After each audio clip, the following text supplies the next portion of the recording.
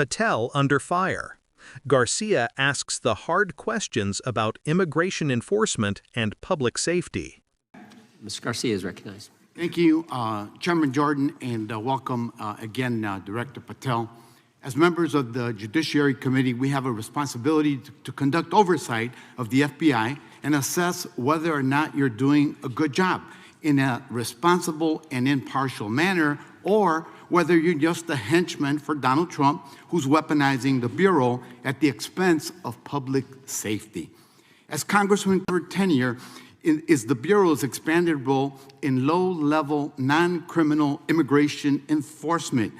I have a report here from the conservative Cato Institute. They've obtained ICE documents showing that over 2,500 FBI personnel are now working on immigration enforcement. A yes or no question. Did you sign off on this? 2,500 FBI employees are not currently working on immigration enforcement. Did you sign off on this? On the Cato report? On the 2,500 personnel, FBI personnel that have been reported to now be working on immigration enforcement. I couldn't have signed off on it because it's not happening. You can call it whatever you want, but the reality is that over 2,000 personnel individuals are now working at ICE instead of their jobs. I want to follow up on something that Senator Durbin asked you about yesterday.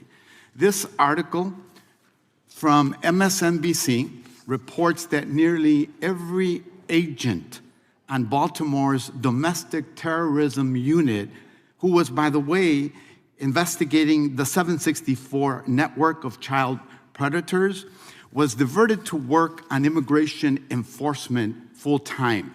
That forced them to, and I quote him, walk away from investigations of a network of violent predators that targets and exploits children online. Yes or no? Were you aware that this happened, and did you sign off on it? The premise is false.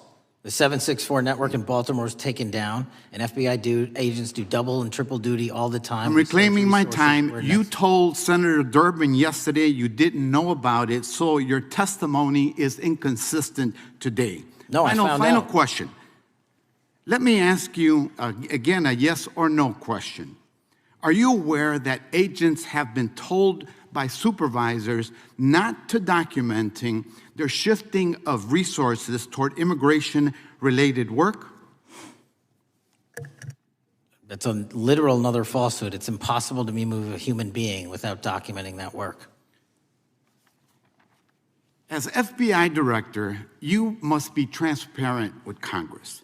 You need to provide us information about how many agents have been diverted to non-criminal immigration enforcement, why the Baltimore unit was dismantled, and whether there's a cover-up of what's happening under your leadership, because this goes to the heart of whether or not you're carrying out the stated mission of the FBI, keeping our communities safe. Diverting FBI agents from investigating violent child predators doesn't make us safer. Using FBI resources to target parents, children, and other immigrants for low-level, non-criminal enforcement doesn't make us safer. Enabling violent, lawless conduct by federal enforcement doesn't make us safer, as we saw last week when an ICE officer killed one of my constituents. And I know that the FBI has been involved in that investigation. And yesterday, ICE did a raid in the suburb of Elgin where 2 U.S. citizens were arrested, and who accompanied them on that filming of that show? Secretary Nunn. Shameful conduct. And weaponizing the FBI to serve Donald Trump's political agenda instead of the American people does not make us safer. Before I yield back, Mr. Chairman, I request unanimous consent to submit the following documents for the record. A report from the Cato Institute, which I referenced earlier, where ICE has diverted over 2,500 officers from their jobs, and 2, an article from MSNBC titled, "Trump's Deportations Divert FBI Agents Off child predator cases, and an article from CNN entitled "White House Pressure for Increased Immigration Arrests Strains Law Enforcement Agencies." Thank you, and I yield back. Gentleman yields back. Without objection, the gentleman yields back. Gentleman from Wisconsin is recognized. Today's hearing between Congressman García and FBI Director Kash Patel highlights a critical question about the role of our federal law enforcement agencies and the importance of accountability in a democracy. Garcia's confrontation centers on reports that thousands of FBI personnel have been reassigned from their standard duties investigating violent crimes, domestic terrorism, and child exploitation networks to focus instead on non-criminal immigration enforcement. This raises fundamental concerns about priorities, transparency, and public safety. When García questioned Patel directly about whether he approved the reassignment of over 2,500 FBI personnel, it wasn't just an exercise in political theater. It cuts to the heart of what it means for an agency like the FBI to remain impartial and focused on its core mission, protecting Americans from threats, whether domestic or international. By diverting resources away from specialized units like the Domestic Terrorism Operations Section in Baltimore, which investigates child predators and violent extremist networks, the Bureau risks leaving vulnerable populations exposed and undermines trust in its ability to uphold the law effectively.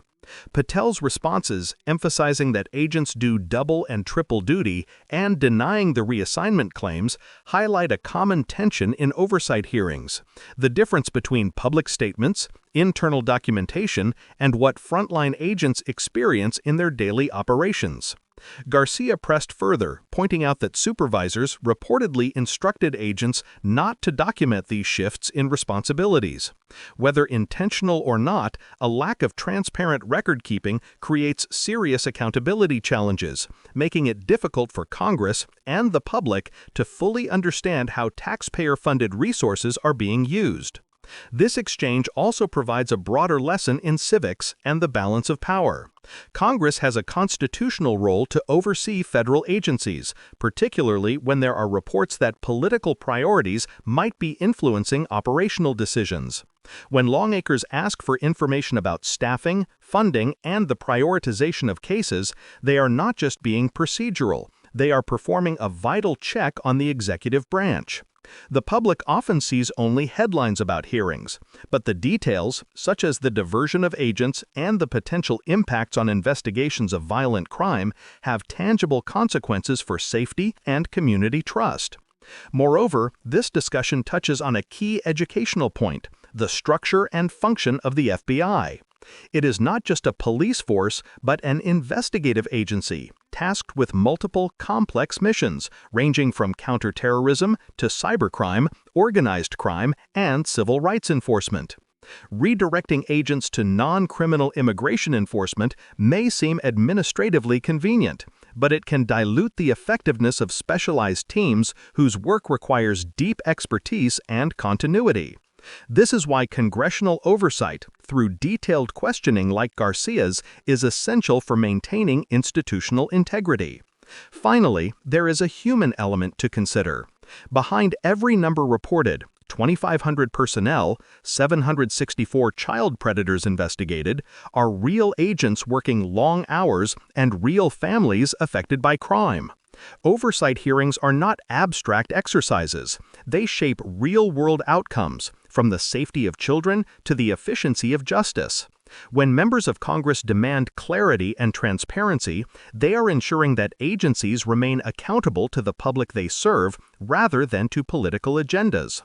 Understanding this dynamic helps viewers appreciate the complexities of governance and law enforcement beyond the soundbites.